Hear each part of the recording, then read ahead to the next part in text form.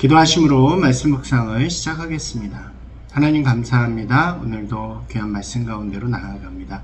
주님께서 항상 우리와 함께 하시고 우리 인도하심을 바라보면서 말씀 가운데 우리를 더욱더 새롭게 세워가는 믿음의 자녀 되게 하여 주시옵소서. 감사드리며 예수님 이름으로 기도드리옵나이다. 아멘. 예, 반갑습니다. 오늘은 1장의 말씀 계속해서 나누도록 하겠습니다.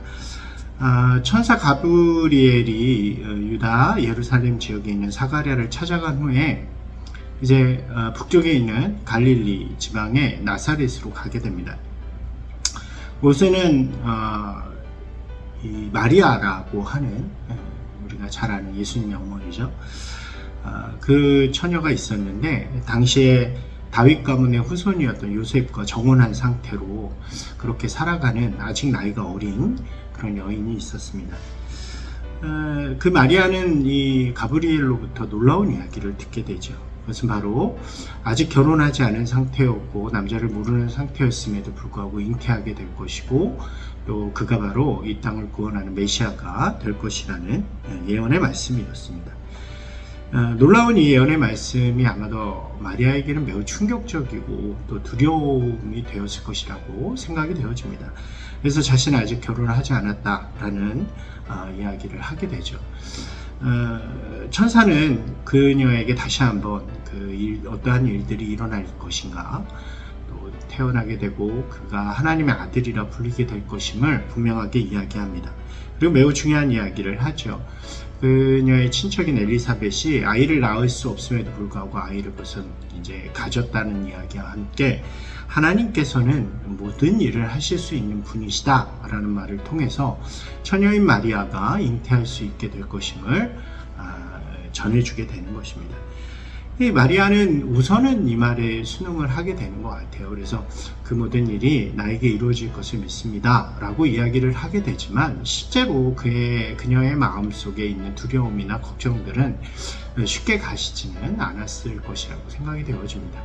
그리고 실제로 그녀가 잉태를 하게 돼요. 그리고 굉장히 어려운 상황이죠. 당시에 처녀가 잉태를 하게 된다는 것을 그녀는 물론 알지만 그 주변에 모르는 사람들이 그것을 그녀를 보았을 때 매우 부정하게 여기고 심지어 죽을 수도 있는 그런 위협적인 상황이었기 때문에 그녀는 자신의 뱃속에 자라나는 아이를 품고 아까 천사의 말을 기억하면서 유다 지역에 있는 이 갈릴리 북부이고 유다는 남쪽인데 유다 지역에 있는 엘리사벳의 집으로 찾아가게 되는 것입니다. 우리가 여기서 하나 또 알 수 있는 것은 이 놀라운 사실이죠. 이 예수님과 세례 요한이 먼 친척벌 그런 관계였다는 것입니다. 이건 역시 누가에서만 소개해주는 그런 이렇게 정보로 좀 흥미롭게 우리가 볼 수 있겠죠. 마리아가 이 먼 길을 떠나서 엘리사벳을 찾아가게 됩니다. 그리고 엘리사벳을 만나게 되었는데 엘리사벳이 그때 성경의 말씀에서는 성령의 충만함을 받아서 그녀 이제 마리아의 뱃속에 있는 아이를 알게 되죠. 그리고 그 아이가 바로 메시아이라는 것을 이렇게 깨닫게 됩니다. 그리고 그녀를 매우 환대해 주면서 그 아이를 찬양하는 그런 축복의 이야기, 축복의 말씀을 나누게 되는 것입니다. 성경에는 이 상황을 매우 짧게 소개하지만 그 상황들을 우리가 이렇게 영상처럼 해본다면 이 시간은 굉장히 마리아에게 의미 있는 그리고 참 위로와 평안을 주는 시간이었을 것이라고 생각이 되어집니다. 굉장히 두려움과 걱정 속에서 이제 살아가는 지역을 떠나서 숨듯이 도망하듯이 엘리사벳을 오게 되고 또 아마도 그 찾아와서도 걱정이 심했을 거예요. 그러나 엘리사벳이 그것을 환대해 주면서 오히려 그 아이를 축복해 주는 그런 일을 통해서 이 마리아는 마음의 평안을 얻고 또 엘리사벳의 입을 통해서 다시 한번 증언되는 메시아의 하나님의 아들에 대한 말씀이 그녀에게 굉장히 힘이 되었고 또 확신이 되었을 것이라고 생각이 되어집니다. 그래서 그런지 마리아는 이제 그의 마음을 좀 돌이켜서 하나님을 향한 또 하나님의 역사를 향한 찬양을 하게 되죠. 그래서 그것이 매우 이렇게 담겨져 있는 누가복음 1장에 마리아의 찬가로 담겨져 있는 내용이 되어집니다. 마리아는 이렇게 노래해요. 하나님의 놀라운 일이 비천한 자기를 살렸다. 하나님께서 내가 이렇게 하나님을 찬양하는 것은 하나님께서 비천한 자신을 높이셨기 때문이다.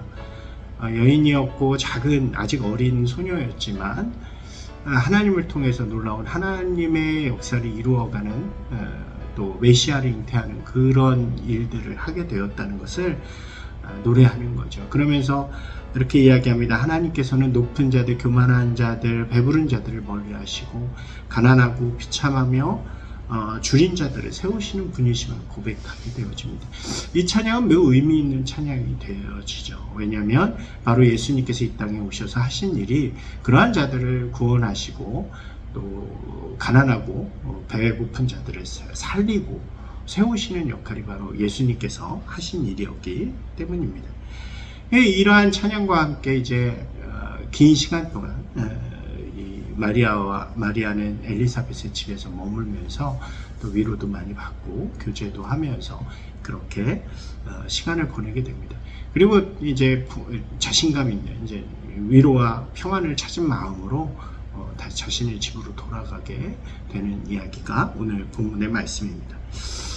이 말씀 속에서 우리가 생각해 볼 수 있는 많은 이야기들이 있는데요. 그 중에서 좀 우리에게 좀 적용해 본다면 때론 믿음이 우리에게 우리가 생각하는 것보다 힘든 요구를 할 때도 있습니다. 세상에서 구별되기를 원하고 좀 다르게 살기 원하고 포기하기를 원할 때도 있는 거죠. 우리의 생각 속에서는 그것이 어렵고 두려운 마음으로 찾아올 때도 있습니다. 힘들게 느껴질 때도 있죠. 하지만 그 안에서 역사하신 하나님의 뜻, 하나님의 계획을 우리가 바라보게 되고 알게 될 때, 마리아가 그것을 깨닫게 되어질 때 하나님을 노래하는 것처럼 우리 역시 그러한 일들을 보게 될 때에 하나님이 주시는 용기와 단대함을 가지고 그 앞으로 나아가고 하나님을 노래하는 자들이 될 줄로 믿습니다. 오늘 이 마리아의 찬양의 고백, 어린 소녀의 찬양의 고백이 우리 모두에게도 도전이 되어지고 동일한 고백으로 나아가는 하루가 되시기를 주님의 이름으로 축원합니다.